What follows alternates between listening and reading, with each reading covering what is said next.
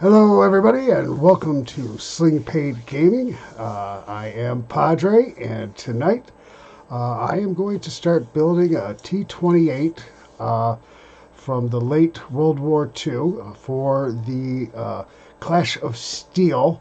Thought you would all get a kick out of seeing how we put it together, and then at probably our next video we're gonna paint it, and we'll figure out something really cool to do with that.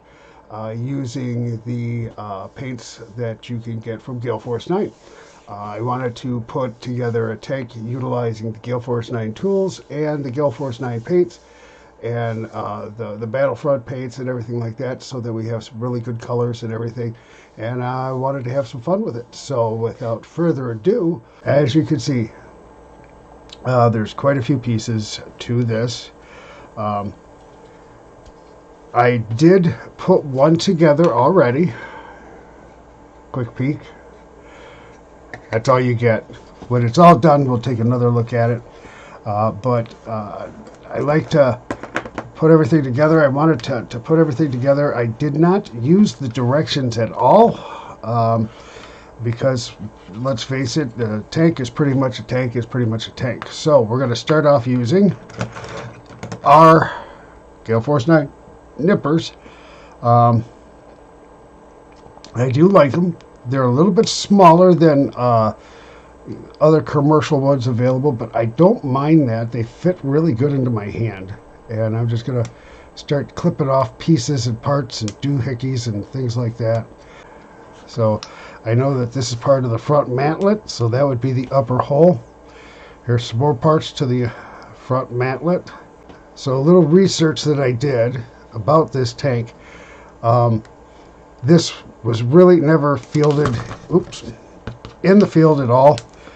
They made a total of 2. One was destroyed and the other one got lost. And it was so funny. I mean, they like literally they lost the tank, and it wasn't until sometime in the 70s that a hunter was hunting and found it in a pile of bushes, and he was like, the heck is this? It's a big giant tank. Whose is this? And then they called the army, and the army was surprised to find it because they had it just as destroyed, missing, gone. So somebody obviously took it for a ride, hid it in the bushes, thought it would be funny. Nobody really cared enough to go looking for it. Another thing I like about doing it this way is you can kind of see everything that you've got to do, and there's a fair amount. It's only one sprue. It really isn't that hard of a build. I mean, if you want, you can just cut it off, and then at that point, glue everything together and put it on the table, and hey, I'm done. I built the tank. Congratulations. And now we're going to get ready to start doing the tracks, and then we'll have all of our parts off of the sprue, and everything will be great. It'll be fine. It's good. How are you, right? We'll just continue to snip off some stuff here. Just like that. Now you'll notice something really cool about these tracks is that it's actually 2 tracks on each side. They had to have it because of the weight, which this was a big, stinking heavy tank, which is probably why we never really fielded it. Its top speed was 8 whopping miles per hour. Not exactly a speed demon, but boy, it was good for destruction. It had that big gun on the front of it, and everybody, they did learn from that tank, and they did use some of the technology in the next generation of tanks, which was good, I guess. Considering they only built, like I say, 2, I say. Doing that, now you'll see that there's actually 2 sets of road wheels. And the reason that there's 2 sets of road wheels is because they had to have the 2 sets of tracks to support the weight of this heavy behemoth of a tank. And my understanding also is that they were able to remove a set of, I think it was the outside treads and wheels, and actually tow it behind them when they had to go onto a train for transport, which I think, man, that's a lot of work, but I guess it took about a few hours to do that feat. But that was the only way they could get it onto a train because the tank was just so stinking wide. So, as you can see, our sprue is now complete. There's nothing there anymore. It probably took us about 5, 6, 7 minutes maybe to get it all done. And now comes the fun part for me. I like to get rid of all of the little burrs that are on there.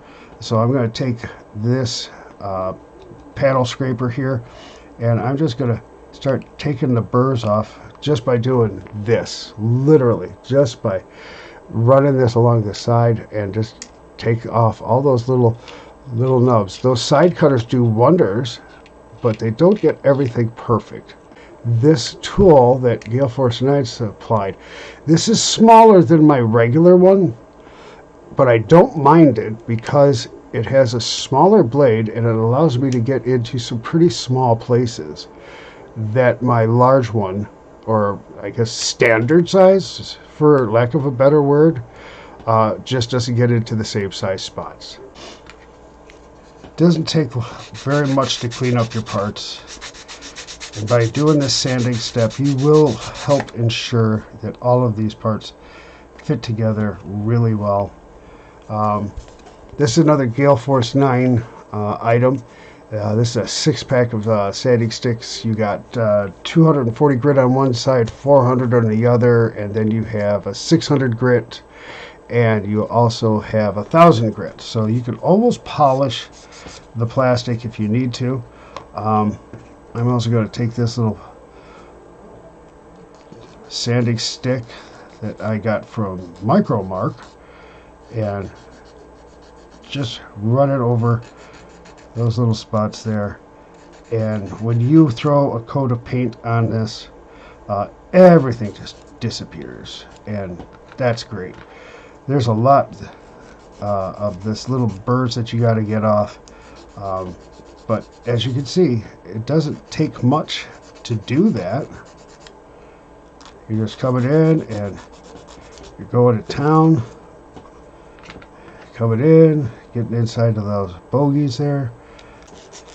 So this is our last piece that we have to prepare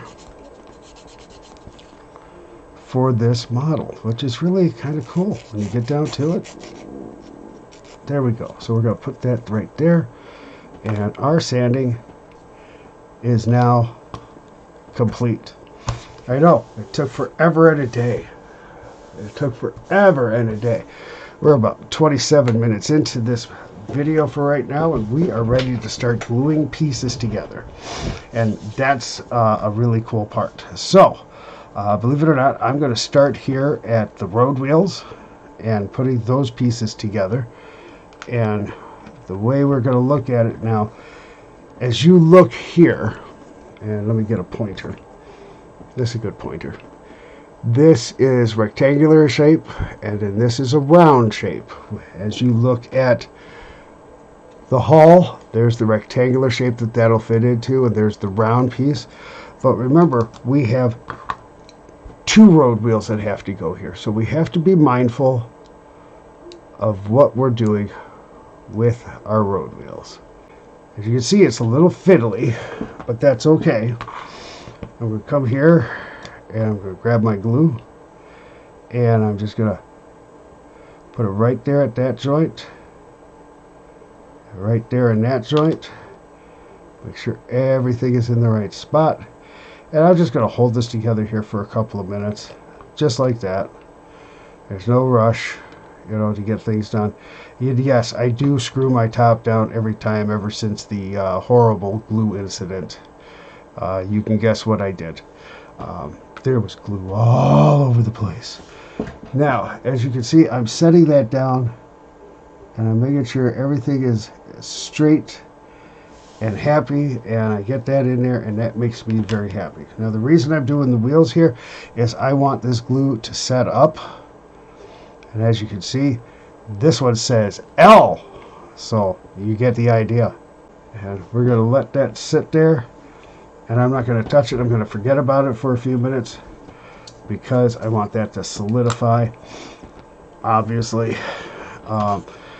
One thing I can't stress enough: dry fit, dry fit, dry fit.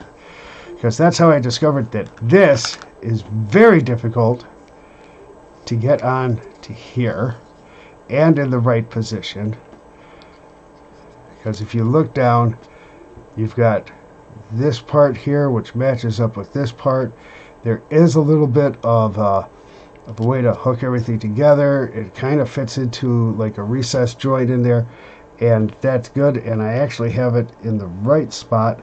So while I'm sitting here, I like to, whenever possible, I try to glue from the inside just so I can avoid any kind of glue hanging out all over the place. Now, it's inevitable. You will get glue on the outside of your model, but this extra thin stuff, once you hit it with your paint, it's going away.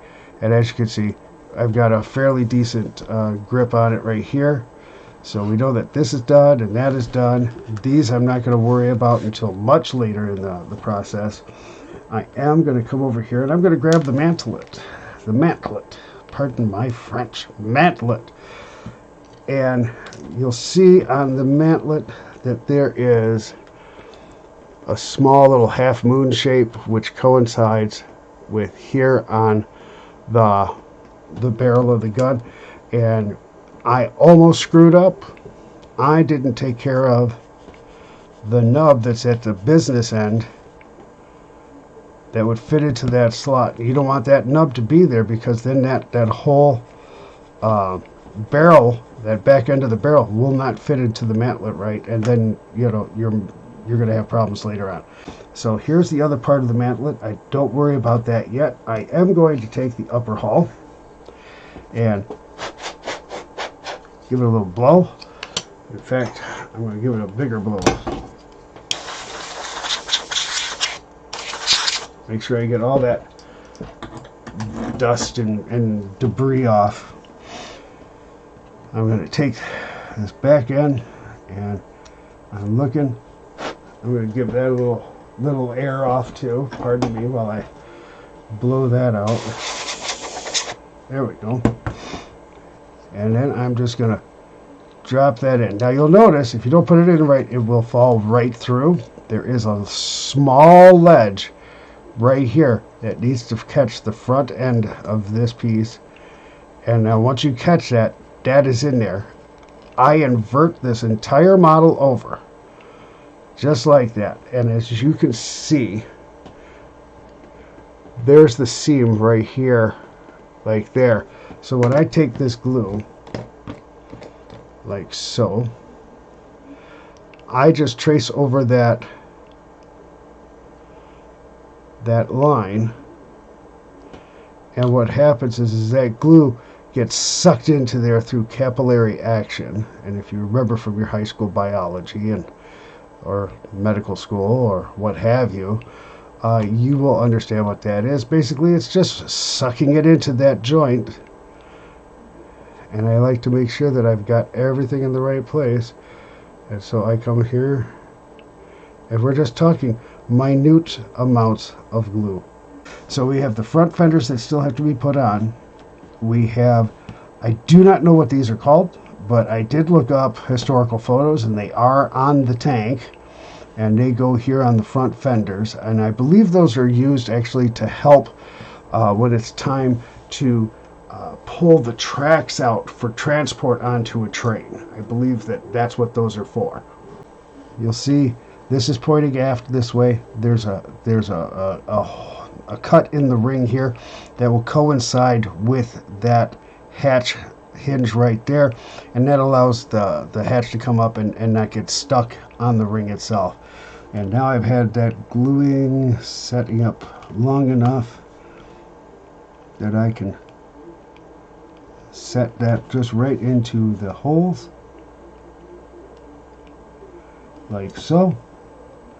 Make sure that's in there nice. I'm happy. It seems to be working rather well. That's what we want. And then I'm going to start dry fitting some pieces. Once we get that into that position, this is the dry fitting stage. Now I do dry fitting a lot. I want to make sure everything is fitting together well, because if you're too far back, your front fenders aren't going to work. If you're too far forward, this line isn't going to be right back here in the back. So you gotta kind of make sure that your dry fitting is good. And once you're happy, flip that puppy over. Ta-da! We let it go. Let it go. Let it go. Yeah, we're not going to sing because, let's face it, Patrick can't. So, you can see how fast this model is going together. It doesn't take terribly long. I mean, it's under an hour, really. It's going to take me probably a little bit longer due to the fact that I'm sitting here talking with you now. And I don't mind. I like talking with everybody. You let your glue set up a little bit. Maybe a couple minutes here, a couple minutes there. Like this piece here that we did, which is the barrel. I'm confident that is, in its position. It's not going to go anywhere.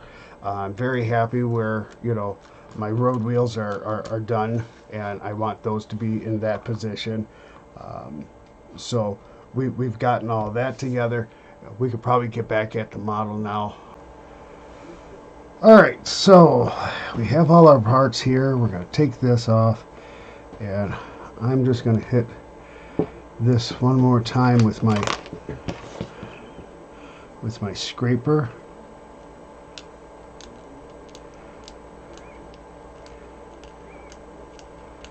Just like this right here. And then I'm going to take out a small sanding stick that I have, come across there, take my glue, I get off a bit off of the brush end, and I'm just going to carefully come along that seam, the top seam, just like that. I'm going to flip it around so that I can get back here to this seam. I'm just going to hold it for a second, put a little pressure on it, let that plastic start to dissolve and reset itself. It's not glue. It is a solvent, and what it does is it dissolves the plastic a little bit so that the pieces, then as they melt, I like that term, melt. Once they melt, then they get joined together, and everybody is happy-go-lucky, and everybody's sitting pretty, just like that. So now our hull, our upper hull, our lower hull are all joined together. It's starting to, oddly enough, starting to look like a tank, which is good because that's what we're going for. So now we have our tank pieces here, and this one is the left, and that one. And the other way you can tell is if this is round here and this is the slot, you look here, round and slot, and you want your wheels to go on the bottom. And this is why I put them all together ahead of time, because then this fits into there, that fits into that slot, everything is right there. Now you'll notice here is a seam, and then here is a seam. So if I pull this apart, you see the seam here, here, here, and you got a glue point here and here. So now I'm going to slide it back, dry fit it. It does fit nicely. I'm very pleased with that. Now I'm going to come here with my glue, and I'm going to kind of squeeze it together here. I'm giving it a little bit of a squeeze. That's all I'm doing. A little bit of a squeeze. Let all that glue get into that joint. Let it set up a little bit, or in this case melt up, and then it'll dry, and as it dries it evaporates off, then those pieces are together. It does not take a whole heck of a long time. And so while I'm holding this in this position, I'm going to come back with this one, and I'm going to slide this one into its next position. Okay, that fits there. Okay, there we go.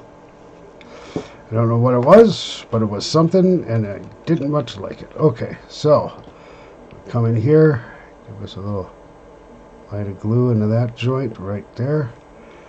Now while that's sitting there, or at least kind of drying up, you'll see that there is tracks here on the aft end of it, right here.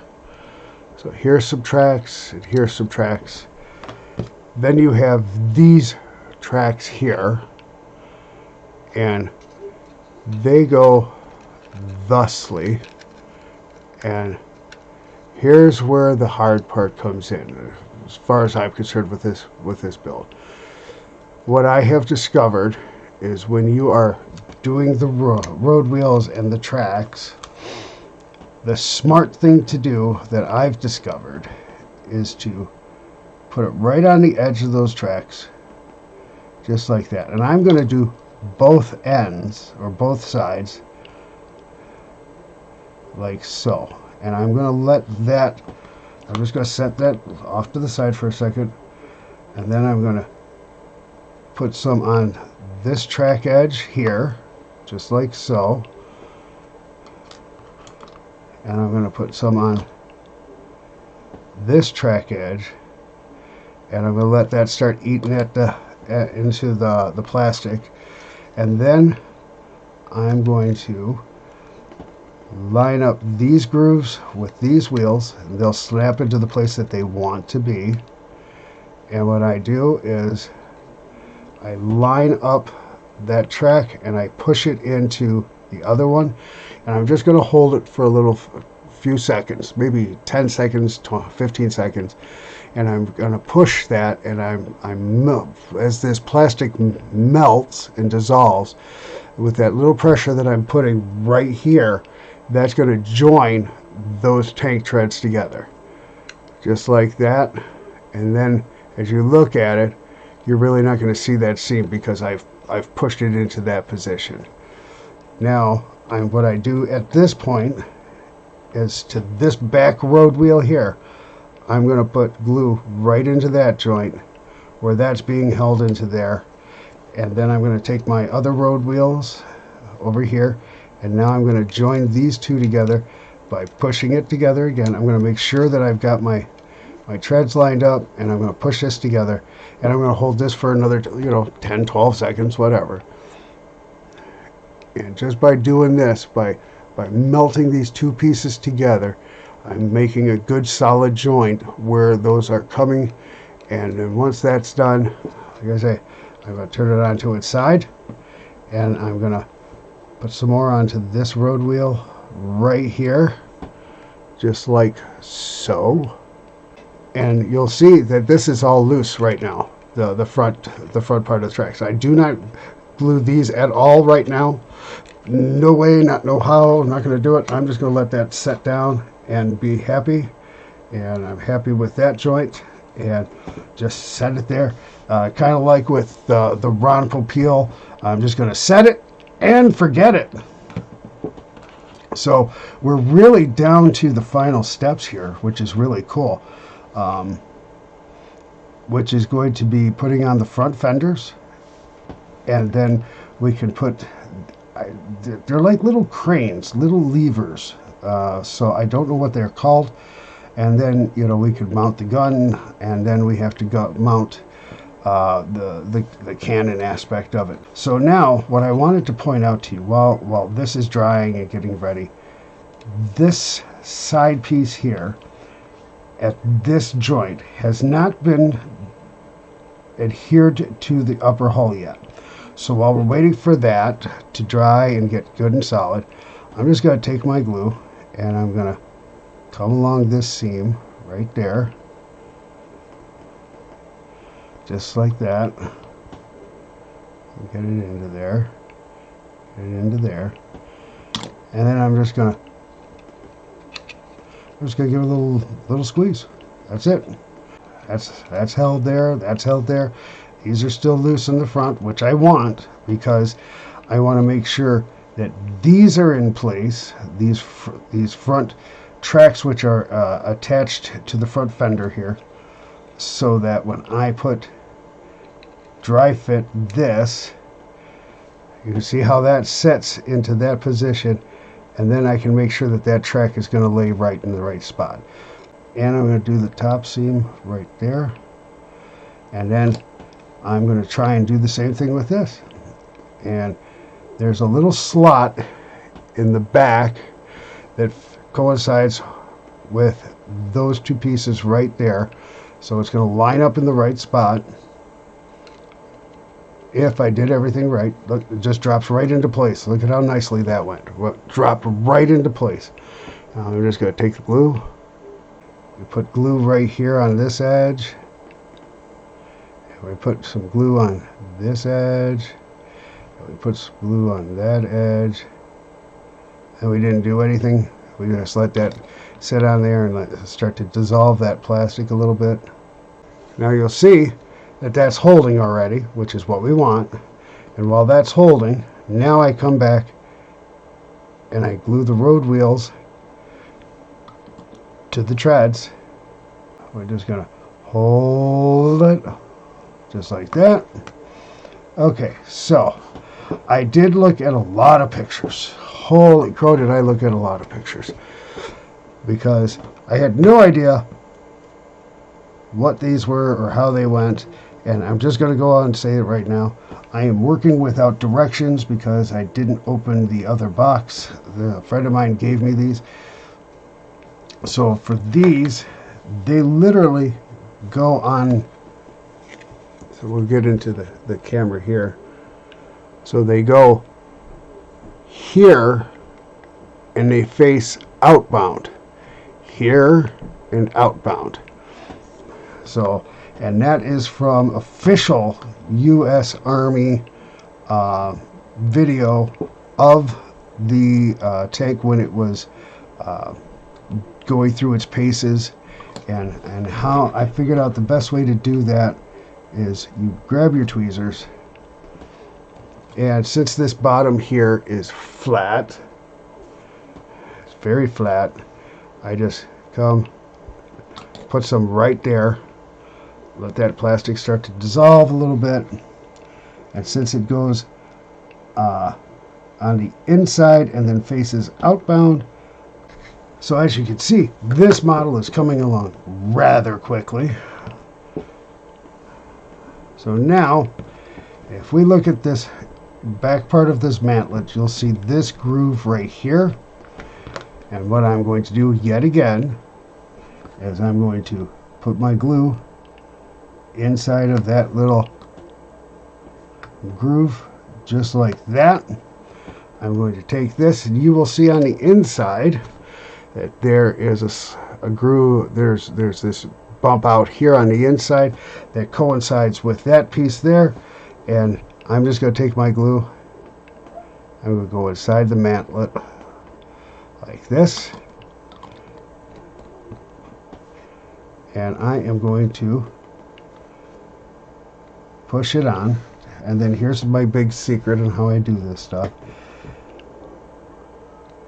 I have it into position. I make sure that that is lined up with a line, and as long as that line is parallel to the top-down view, I am in the right spot, and that glue is going to, boom, hold it right into place. And it's not going to go anywhere. So we come in here for our last bit, and there's a little recess here on this commander's ring. And now we're going to take the business end and we're going to put that right into its spot and make sure that it is hot, straight, and normal. And that's it. That's literally all there is to these models. They go together pretty quick, pretty fast. This took a little bit longer to build because, you know, I'm videoing and doing things like that.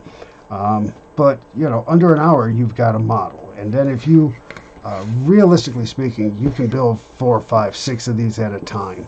And just, you know, put a piece on, put a piece on, put a piece on. You can get these done really quick by doing, you know, the assembly line type deal. And it's pretty quick.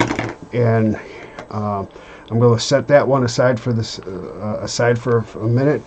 This one is all dried, and I'm very pleased with it. So here's the top view. We got the side view. The view you really don't want to see from, if you're on the enemy side. And then here's our back view. And then if we just want to, we can look under this way. What I really love about this view is track number 1, track number 2, 3, and 4. This thing was so wide. But that's the completed tank. There's the one last thing I have to do is I will drill out the ends of the barrel, because I just like to do that. I think it looks right. And I don't want to do that until this is all good and done and ready and hardened overnight.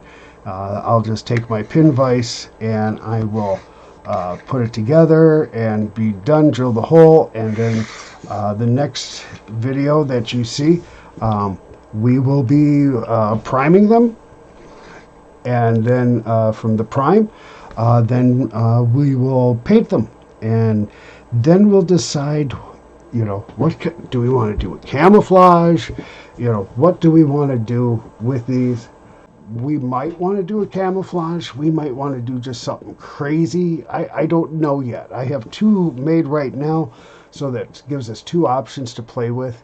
I really don't know. I mean, do I want to go traditional? Do I want to just keep it simple?